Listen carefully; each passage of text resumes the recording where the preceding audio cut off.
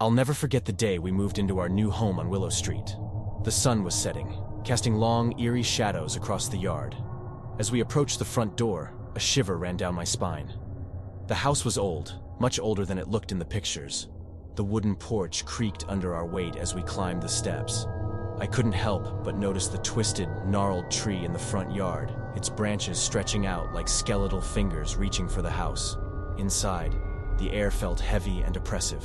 The walls seemed to close in on me, and I could hear faint whispers, as if the house itself was trying to tell me something. My wife, Emily, tried to hide her unease, but her eyes told a different story. The first night was the worst. We settled into our bedroom, and as I lay in bed, I heard it, a soft, rhythmic tapping on the window. I got up, my heart pounding, and looked outside, but there was nothing there. Just the pale moonlight casting eerie shadows. The tapping continued, louder this time, like bony fingers rapping on the glass. I woke Emily, and we both stared at the window in terror. Then, suddenly, it stopped. We couldn't sleep that night, and I could feel the house watching us, its presence looming over us like a malevolent force. As days turned into weeks, strange things started happening. Objects moved on their own, and we heard footsteps in the hallway at night. The whispers grew louder, and we couldn't make out what they were saying, but they filled us with dread. One evening, while I was in the basement, I found an old, dusty photo album. As I flipped through the pages, I saw pictures of a family, the previous occupants, I assumed. But there was something wrong with their faces. They all had the same twisted, sinister smile, like they were hiding a terrible secret.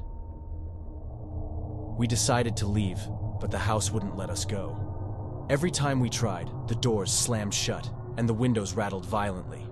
We were trapped in a nightmare. One night, as we huddled together in the dimly lit living room, we heard a voice, a raspy whisper that seemed to come from the walls themselves. "You can never leave," it said, sending shivers down our spines. We had to find a way out. We started researching the history of the house and discovered a horrifying truth.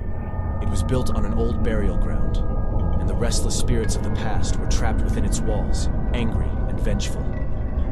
Desperation set in as we realized the only way to escape was to appease the spirits. We performed a dark ritual, offering our own blood as a sacrifice. It worked. The house released its grip on us, and we fled, leaving behind the nightmare on Willow Street. But I'll never forget the horrors we endured in that house. The feeling of being watched, the whispers in the walls.